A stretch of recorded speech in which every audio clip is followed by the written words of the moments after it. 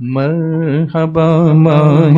رمضان، مرحبا ماہ رمضان۔ السلام علیکم ورحمۃ اللہ تعالی وبرکاتہ۔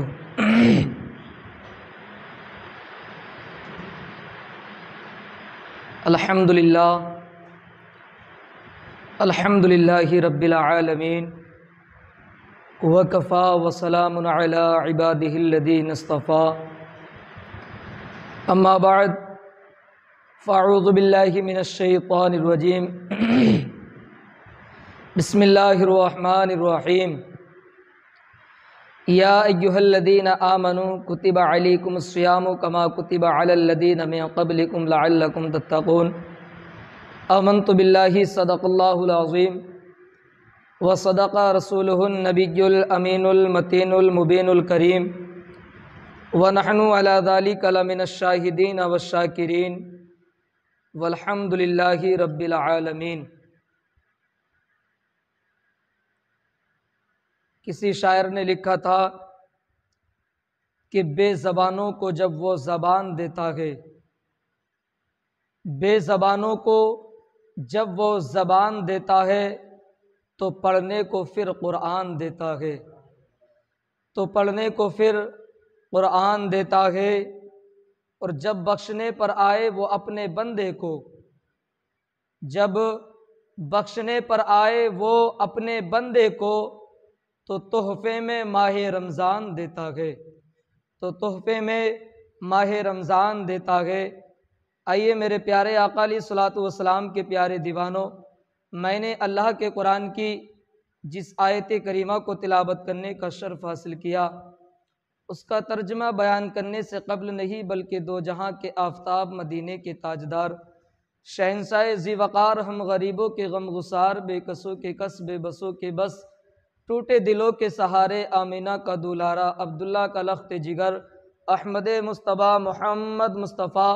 صلی اللہ تعالیٰ علیہ وسلم کی بارگاہ بے کس پناہ میں درود پاک پڑھیں اللہم صلی علی سیدنا شفیعنا و مولانا محمد مبارک وسلم، صلو علیہ صلاۃ والسلام علیک یا رسول اللہ صلی اللہ تعالیٰ علیہ وسلم۔ اللہ رب العزت نے قرآن مقدس میں ارشاد فرمایا، یا ایہا الذین آمنوا کتب علیکم الصیام کما کتب علی الذین من قبلکم لعلکم تتقون۔ اے ایمان والو، تم پر روزے فرض کیے گئے جیسے کہ اگلوں پر فرض ہوئے کہ کہیں تمہیں پرہیزگاری ملے۔ یہ اس آیت کا ترجمہ ہے۔ مجھ سے پہلے آپ نے ماہ رمضان کے تعلق سے جو ہماری ویڈیو کا پہلا کلپ تھا، ماہ رمضان کے تعلق سے باتیں بیان سنی، بہت پیاری باتیں ہیں۔ ہمیں چاہیے کہ ان باتوں کو سن کر ان پر عمل کریں اور اپنی زندگی کو سنواریں۔ آئیے ماہ رمضان کے تعلق سے کچھ باتیں عرض کرتے ہیں کہ ماہ رمضان میں اللہ رب العزت ہمیں کتنی نعمتوں سے نوازتا ہے اور کن فضیلتوں سے نوازتا ہے۔ اللہ تبارک و تعالیٰ کا احسان ہے کہ اس نے پیارے حبیب صلی اللہ تعالیٰ علیہ وسلم کے صدقے توفیل جو ہم پر ماہ رمضان کے روزے فرض کیے ہیں، وہ ہمارے لیے کیا فائدے مند ہے، ہم کو کیا فائدہ پہنچا سکتے ہیں۔ آئیے سنتے ہیں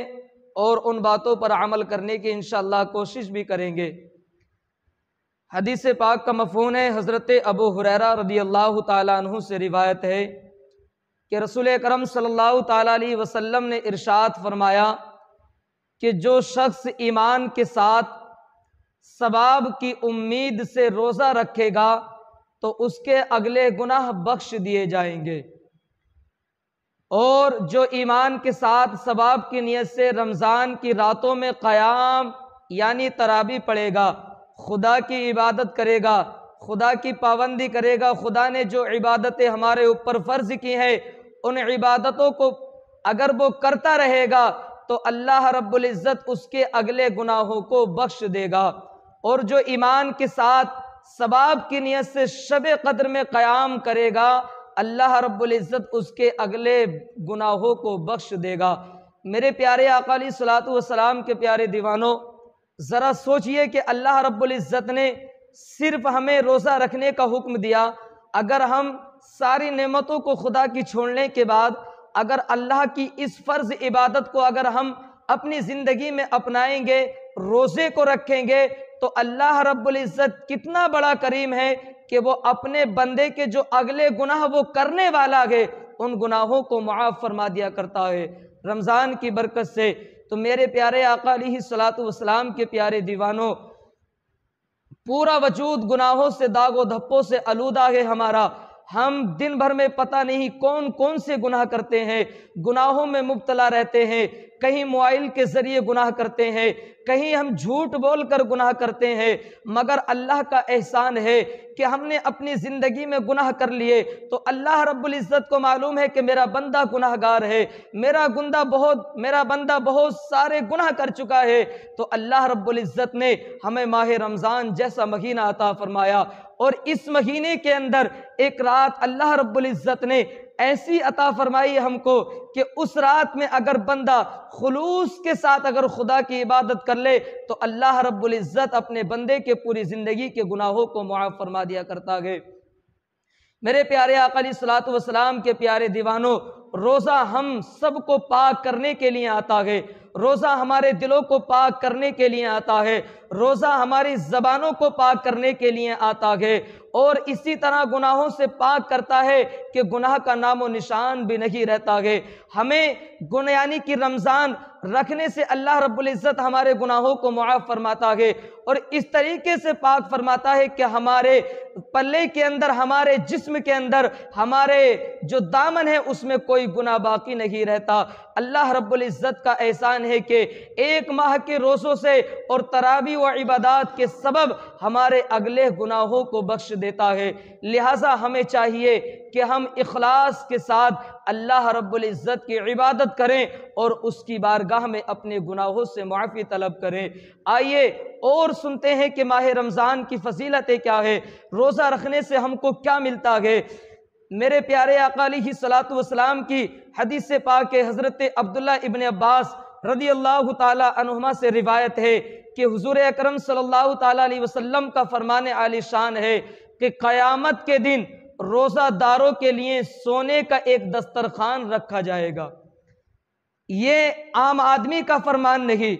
یہ ہم جیسے آدمیوں کا فرمان نہیں، بلکہ اس نبی کا فرمان ہے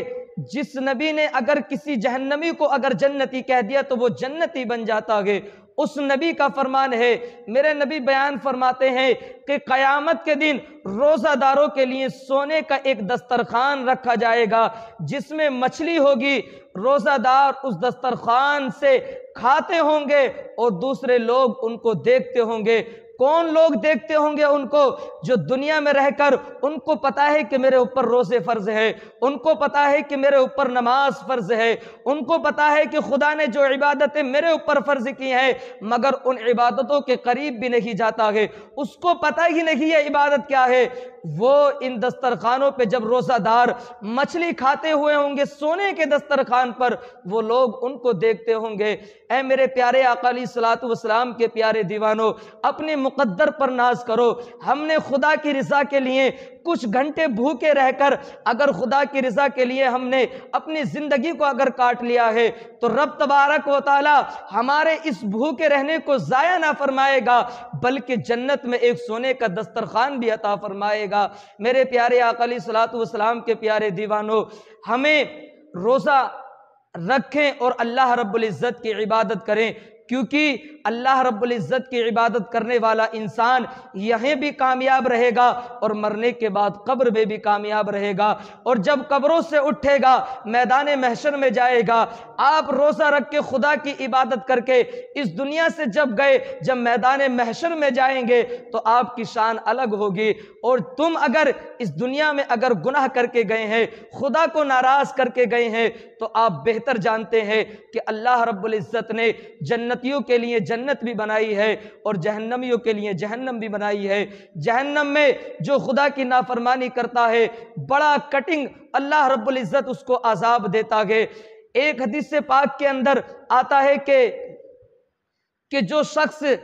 جان بوجھ کر ایک وقت کی نماز کو ترک کر دیتا ہے اس کا نام جہنم کے دروازے پر لکھ دیا جاتا ہے۔ میرے پیارے آقا علیہ الصلوۃ والسلام کے پیارے دیوانوں، یہ جسم ہمارا بہت نازک ہے، یہ جسم ہمارا بہت کمزور ہے۔ اپنے جسم پہ ترس کھاؤ، اپنی زندگی پہ ترس کھاؤ۔ ہمیں پوری زندگی اس دنیا کے اندر نہیں رہنا ہے، بلکہ ایک دن ہمیں اپنی سانسیں رک جائیں گی اور ہمیں کفن پہنا کر ہمارے گھر اتار دیا جائے گا۔ محترم حضرات، آپ سے میری گزارش ہے کہ ماہ رمضان کا ادب و احترام کرے، ماہ رمضان کی فضیلتوں کو جانے کہ ماہ رمضان کی فضیلتیں کیا ہے، ماہ رمضان کا مرتبہ کیا ہے، ماہ رمضان کی شان الگ ہے۔ اللہ کی بارگاہ میں دعا ہے مولا تبارک و تعالی میرے کہنے میں کوئی بھی غلطی یا خامی ہوئی ہو میں توبہ کرتا ہوں، استغفر اللہ ربی من کل ذنب واتوب الیہ وما علینا الا البلاغ، لا الہ الا اللہ محمد رسول اللہ